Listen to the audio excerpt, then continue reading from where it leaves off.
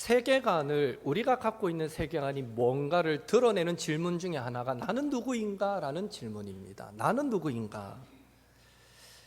그 질문의 정답부터 드린다면 나는 성도입니다가 정답이 될 수 있습니다. 나는 성도입니다. 성도는 하나님을 믿는 사람들을 부르는 여러 표현 중 하나입니다. 우리가 읽었던 에베소서 1장 1절에도 하나님의 뜻으로 말미암아 그리스도 예수의 사도된 바울은 에베소에 있는 성도들과 그리스도 예수 안에 있는 신실한 자들에게 편지하노니 라고 말합니다. 성도라는 말로 번역된 헬라어 하기오스라는 이 단어는 거룩하다라는 뜻입니다. 거룩하다. 거룩하다라는 것은요, 또 구별된다라는 뜻입니다. 그렇게 구별된 사람들, 그 성도들이 에베소에 살고 있었다라는 사실 놀라운 일이라고 말할 수 있습니다. 여러분, 에베소는 어떤 곳입니까? 바울이 살던 시절에 오늘날의 에베소는요, 관광지가 되었습니다. 사람은 살지 않습니다. 그냥 개장 시간부터 문 닫는 시간까지 주야장창 관광객들만 막 수시로 들어오는 곳입니다. 저도 에베소 가봤는데요, 소아시아 7교회를 다녀본 중에 다른 건 하나도 기억이 안 났는데 에베소만 기억에 남습니다. 왜 그럴까요? 에베소가 그래도 거의 복원이 잘 되어 있기 때문입니다. 다른 데 가면요, 여기가 두아디라 교회의 자리입니다 하고 가보면 아무것도 없어요. 넓은 그냥 터에다가 간판 하나 세야지 두아디아 교회가 있던 자리, 그리고 그 옆에 그 교회 기둥 하나만 요만큼 솟은, 그것도 다 무너져가 기둥 하나 딱 세워져 있는 게 다예요.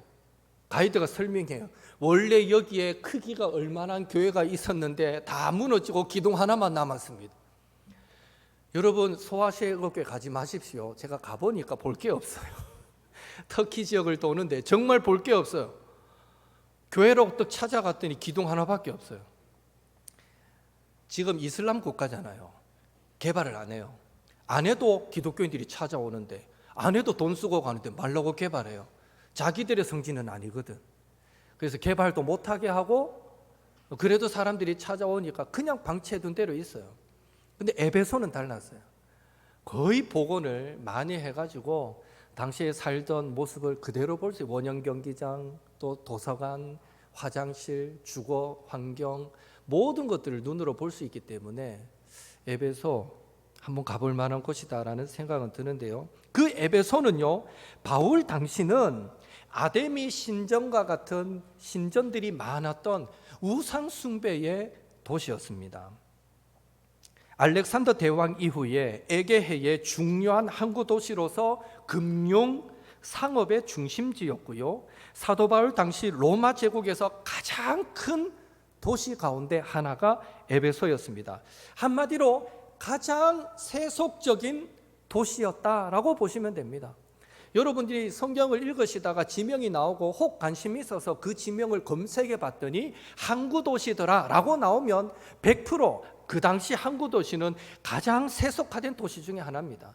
배로 모든 물자들이 들어오고 항구에 정박하면 선원들이 내려와서 할 일이 뭐가 있겠습니까? 술 마시고 여자들 찾고, 그래서 모든 쾌락과 모든 우상숭배와 더러움이 모여있는 곳이 항구도시입니다.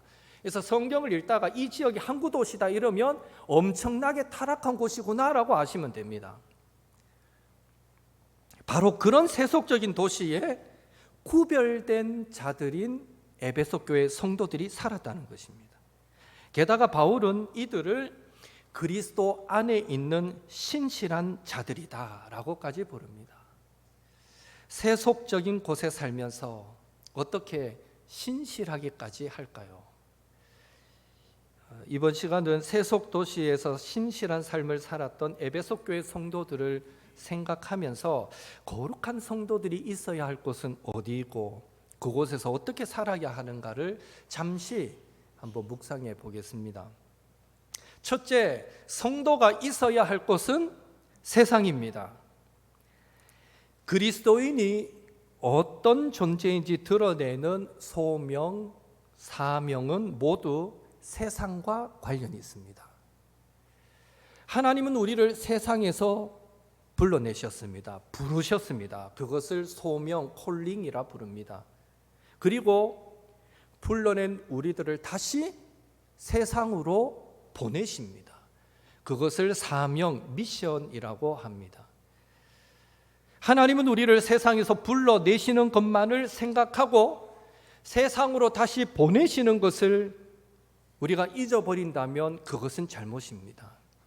하나님의 궁극적인 관심은 온 세상이기 때문입니다. 하나님께서 자신의 백성을 오늘날 저와 여러분을 선택하신 궁극적인 이유도 온 세상에 복을 주시기 위해서입니다.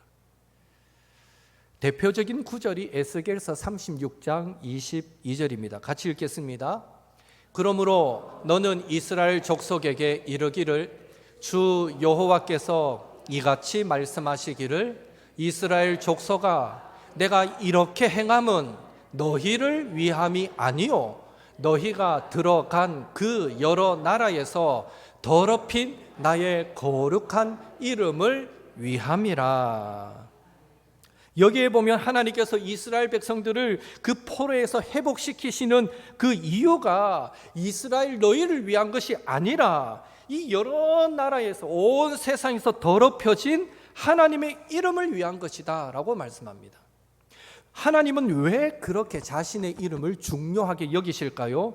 그것은요, 하나님을 아는 것이, 그 이름을 아는 것이 곧 복이기 때문입니다. 창세기 12장에서 아브라함이라는 한 개인을 선택하신 이유도 창세기 1장에서 온 세상을 만드셨던 하나님이 창세기 10장에서 온 땅에 이 노아의 세 아들을 흩으셔서 온 땅에 언어가 다른 여러 많은 민족들을 세우거든요. 창세기 10장에 보면 여러 많은 나라들이 막 세워지는 것을 묘사하고 있는데요. 그 10장 기록된 온 땅의 백성들을 향해 깊은 관심을 가지고 계셨기 때문입니다. 바벨탑을 세우며 하나님의 뜻을 거부했던 세상을 돌이키기 위해 하나님은 아브라함을 선택하셨습니다. 다시 말해 하나님이 아브라함을 선택하신 것은 악한 세상을 포기하셨기 때문이 아니라 그 세상을 다시 품으려 하셨기 때문입니다. 이런 배경을 생각할 때 한 가지 확실한 것은 창세기 12장 2절에 하나님께서 아브라함을 세상의 복으로 삼으셨듯이 오늘 저와 여러분을 선택하신 것도 우리를 세상의 복으로 하나님의 복의 통로로 삼기 위해서라는 것입니다. 왜냐하면요, 우리를 하나님의 자녀로 선택하신 그 하나님은 지금도 그 하나님의 사랑은 나를 넘어 세상을 향하고 있기 때문입니다. 성도만이, 교회만이 하나님의 유일한 관심이라면, 물론 하나님은 교회에 관심이 많죠. 성경에 관심이 많습니다. 그러나 그것만이 유일한 관심이라면 하나님의 거룩한 자들이 세속 도시 에베소에서 계속 살아갈 이유가 없는 것입니다. 성도들이 예수님을 믿고 나서 세상에 남아 있을 이유가 없다는 것입니다. 그러나 하나님은 교회 넘어 온 세상에 관심을 가지고 계시기에 예수님을 믿고 구원받은 에베소 교회 성도들은 구별되었음에도 불구하고 여전히 세속도시 에베소에서 살게 하셨던 것입니다. 따라서 성도가 구별된다는 것은요, 세상을 등지는 것, 세상을 떠나라는 말이 아닙니다. 그 세상 속에서 뭔가 다른 그런 삶의 모습과 방식을 보여주라는 의미입니다. 다시 말해 하나님이 어떤 분이신지 세상에 드러내는 복의 통로가 되라라는 것이 구별되라라는 의미입니다. 그런 의미에서 우리는 세상으로 보냄받은 성도다라는 사실을 기억하시고, 우리가 있어야 할 곳인 세상에서 하나님을 드러내기 위해 세상과 다른 방식과 세상과 다른 모습으로 하나님의 복의 통로로 살아가시는 우리 옥토의 모든 성도님들 되시기를 예수님의 이름으로 축원합니다. 둘째로 성도는 사역자입니다. 보통 사역자라는 말은 어떤 경우에 붙입니까? 일반적으로는 목회자나 선교사, 선교단체 간사, 어떤 그런 분들에게 사역자라는 말을 사용하고요. 성도에게는 평신도 이런 말을 우리는 자주 사용합니다. 이런 용어의 구별은 은연중에 성도는 사역자가 아니다라는 생각을 갖게 만듭니다. 에베소서 4장 11절 12절은 모든 성도가 사역자다라고 말씀해 주고 있습니다. 한번 같이 읽어보겠습니다. 그가 어떤 사람은 사도로, 어떤 사람은 선지자로, 어떤 사람은 복음 전하는 자로, 어떤 사람은 목사와 교사로 삼으셨으니 이는 성도를 온전하게 하여 봉사의 일을 하게 하며 그리스도의 몸을 세우려 하심이라. 아멘. 이 말씀에 보면 예수님께서, 주님께서 사도, 선지자, 교사, 복음 전하는 자, 목사 세우신 것은 앞서 소개된 쭉 열거된 이 모든 직분은 사역자를, 사실은 오늘날 굳이 비유를 든다면 저처럼 목회자와 같은 사역자를 가리키는 것인데요, 이들을 세우신 것은 성도를 온전하게 하기 위함이고, 그 성도를 온전하게 하는 목적은 바로 그 성도로 하여금 봉사의 일을 하게 하여 그리스도의 몸인 교회를 세우기 위함이다 라고 말씀하고 있습니다. 여러분이 관심 있으시면 개역 성경, 우리가 지금 개역 개정판 성경인데요, 개역 성경이 혹시 집에 있으시면 아니면 인터넷 검색하셔서 비교해 보십시오. 에베소서 4장 11절 12절을 딱 비교해 보면 어마어마한 차이가 있습니다. 여와 묘의 차이인데 내용은 완전히 달라집니다. 개역 성경에 보면, 이전에 우리가 봤던 성경에 보면 12절에 이는 성도를 온전하게 하며 봉사의 일을 하게 하며 이렇게 되어 있는데, 이 개역 개정판 성경은 12절에 이는 성도를 온전하게 하여라고 번역합니다. 하며를 하여로 바꾸었는데요, 이 내용의 차이는 엄청납니다. 왜 그런가 하면요, 이전 개역판 성경은 앞서서 교사, 목사, 선교사 막 소개해 줬잖아요. 이 사람들이 무슨 일을 하느냐 했을 때 12절에 성도를 온전하게 하고 봉사의 일을 하게 하고 그리스도의 몸을 세우고, 그래서 사역자가 이 일을 다 한다는 식으로 이해하게 만들었습니다, 번역이. 그러나 이 개역 개정판 성경이 번역을 새로 하면서 원문의 뜻에 가깝게 바꾸는데 어떻게 바뀌어졌나 하면, 사역자들은 성도를 온전하게 하여서 결과적으로 봉사의 일을 하고 그리스도의 몸을 세우는 것은 누구를 통해 한다는 거예요? 성도를 통해서 한다는 거예요. 사역자가 하는 게 아니라 성도가 그 일을 하도록 만든다는 거죠. 이렇듯 봉사의 주체는 성도입니다. 우리는 봉사라는 말을 들으면 무엇을 먼저 떠올립니까? 봉사 이러면 가장 먼저 떠오르는 게 뭡니까? 박유미 권사님, 식당 봉사 맞죠? 예. 늘 순서 생각하고 하시니까 봉사 이러면 식당 봉사 이렇게 바로 생각하지 싶은데, 주차 봉사, 안내 봉사, 봉사, 청소 봉사, 봉사하면 우리는 몸으로 섬기는 일을 가장 먼저 생각합니다. 누가복음 10장 40절에 보면 사실 식당 봉사를 연상시키는 마르다의 일을 주님이 칭찬하실 때, 네가 많은 일을 한다, 너의 일이라는 표현을 쓸 때 디아코니아라는 단어를 사용하고 있는데요, 그러나 우리가 그 단어 봉사라는 일이라고 번역되는 이 디아코니아라는 이 단어는요, 식탁 시중처럼 몸으로 하는 섬김, 그 이상의 의미가 있다는 사실을 기억해야 됩니다. 봉사라는 이 단어는요, 사도행전 1장 17절 25절에서는 사도들의 직무라는 말로 번역이 됩니다. 사도행전 6장 4절에서는요, 집사들에게 접대하는 일, 재정에 관한 일을 맡기고 사도들이 집중하려고 했던 기도하는 일과 말씀 사역할 때 이 사역이라는 말로 번역이 됩니다. 똑같은 단어가 직무라는 말로 사역이라는 말로 번역이 되고요, 사도행전 20장 24절에서는 아예 사명이라는 말로 번역합니다. 그리고 고린도후서 5장 18절에서는 바울이 자신의 사도직을 가리킬 때 직분이라는 말로 이 단어를, 동일한 단어를 번역하고 있습니다. 요약하면 에베소서 4장 12절에 봉사라는 이 단순히 몸으로 섬기는 일을 넘어서 이 단어는요, 사역을 의미합니다. 따라서 에베소서 4장 12절, 우리가 아까 읽었던 4장 12절은 오늘 우리에게 뭐라고 말해주고 있는가 하면 모든 성도의 일이 사역이다. 성도가 바로 사역자다. 성도의 일터가 사역지다라고 지금 우리에게 말해주고 있는 것입니다.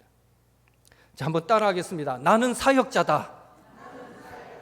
나는 사역자다. 오늘 이 예배 참석하신 분들은 이제 다른 데 가서 나는 사역자 아닌데요, 이러면 안 돼요. 나는 사역자다. 목사, 전도사, 선교사, 간사만 사역자가 아니라 평신도인 여러분도 하나님 앞에 사역자입니다. 우리 모두가 하나님의 거룩한 백성이요, 우리 모두가 가진 그 직분이 성직이요, 우리가 하는 그 모든 일이 사역입니다.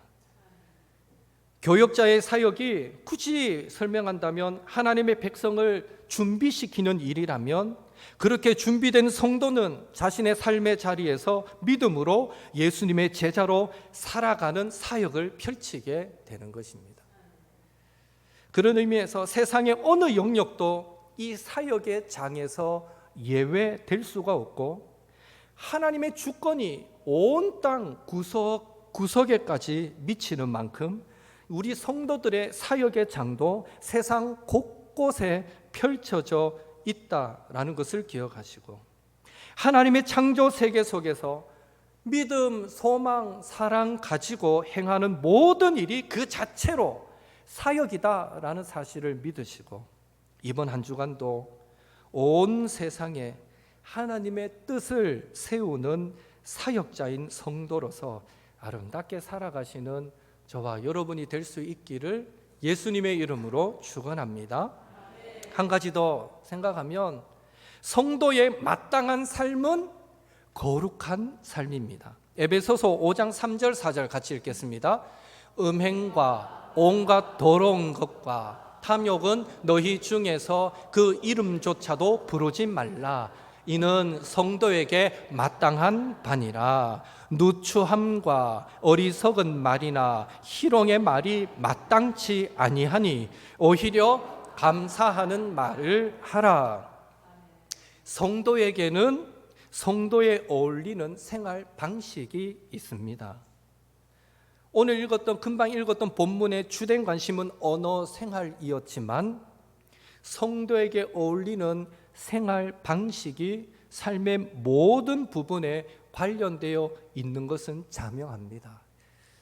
그렇다면 어떤 생활 방식이 성도에게 마땅한, 합당한 일일까요? 앞서 성도의 의미가 거룩한 자라고 말씀드렸는데요, 바로 이 거룩함이 구약과 신약을 관통하는 하나님 백성의 정체성의 핵심이 됩니다. 그래서 구약에 보면 출애굽한 이스라엘 백성들, 노예에서 막 벗어난, 그래서 주체적 존재가 된 이스라엘 백성에게 하나님이 너희는 거룩한 백성이다 라고 정체성을 거룩함으로 심어주셨고요. 그리고 베드로전서 2장 15절에 보면 신약에서도 이 성도에게 어울리는 생활 방식이 바로 모든 행실에 거룩한 자가 되는 것이다 라고 말해주고 있습니다. 그렇다면 어떤 것이 거룩한 삶일까요? 거룩하다 이러면 우리는 어떤 특별한 종교성을 지니는 것으로 이해하기 쉬운데요. 아닙니다. 개인, 가정, 사회, 경제, 국가적 삶을 포함한 모든 영역에서 정직하고 정의롭고 자비로운 삶을 사는 것, 그것이 바로 거룩함입니다. 이런 일상의 삶 속에 드러나는 거룩의 윤리적인 차원을 가장 잘 설명해 주고 있는 본문이 레위기 19장입니다. 거기에 보면요, 경제적인 이득을 위해서 조울 추를 속이는 그 세상에서 정직한 거래를 하는 것이 성도에게 어울리는 거룩한 생활 방식이다라고 가르쳐 주고 있습니다. 임금 체불이 관습화된 세상에서 직원들에게 제때 임금을 지불하는 것이 거룩한 생활 방식이다라고 가르쳐 주고 있습니다. 약자를 조롱하는 세상에서 하나님을 경외하기 때문에 그 약자를 돌보는 것이 거룩한 생활 방식이라고 가르쳐 주고 있고요. 가난하고 힘없는 사람을 무시하는 세상에서 그들을 배려하는 것이 거룩한 생활 방식이다라고 레위기 19장은 기록하고 있습니다. 왜 이런 성도의 삶이 중요할까요? 성도는 하나님의 성품을 반영하는 거룩한 삶을 통해서 하나님이 어떤 분이신지 세상이 알게 하는 존재이기 때문입니다. 그래서 만일 우리 성도의 삶이 정직하지 않고 우리가 정의롭지 못하고 자비롭지 못한다면, 다시 말해 우리가 거룩하지 못하다면 세상은 절대로 하나님을 바르게 알 수 없는 것입니다. 복이신 하나님을 알 수가 없는 것입니다. 우리가 바로 살지 못하면 세상은 절대로 하나님의 복을 누릴 수 없는 것입니다. 그래서 창세기 18장 19절에 보면 하나님의 생활 방식을 따라 사는 것이 하나님이 아브라함을 택하시고 부르신 목적이다라고 말씀하고 있고요. 또 에베소서 4장 1절은 너희가 부르심을 받은 일에 합당하게 행하라라고 말씀하고 있습니다. 그러니까 우리가 살아가는 구체적인 삶의 현장 속에서 구별된 삶을, 정직하고 의로운 삶을 살아가는 그것이 거룩한 삶이라는 것이죠. 사랑하는 성도 여러분, 교회 안에서 우리를 부르는 여러 가지 말들이, 표현들이 있습니다. 목사, 전도사, 장로, 집사, 권사, 형제, 자매. 그러나 무엇보다도 우리는 성도임을 기억해야 합니다. 성도가 우리의 가장 근본적인 정체성인 것입니다. 거룩한 자, 구별된 자. 이게 가장 우리를 잘 드러내는 표현입니다. 우리는 하나님의 법과 방식을 따라서 세상 속에서 뭔가 다른 방식으로 살아가는 구별된 사람들입니다. 그래서 우리는 모두 사역자이고, 그래서 우리가 하는 모든 일이 사역이 되는 것입니다. 이번 한 주간도 살아가실 때 성도라는 신분에 어울리는 거룩한 생활 방식이 있다는 것을 기억하시고, 하나님께서 우리를 보내시는 세상 구석구석에서 정직하고 정의롭고 자비로운 삶을 살아감으로 세상이 우리를 통해서 하나님을 아는 복을 누리게 되기를 예수님의 이름으로 축원합니다. 함께 기도하겠습니다.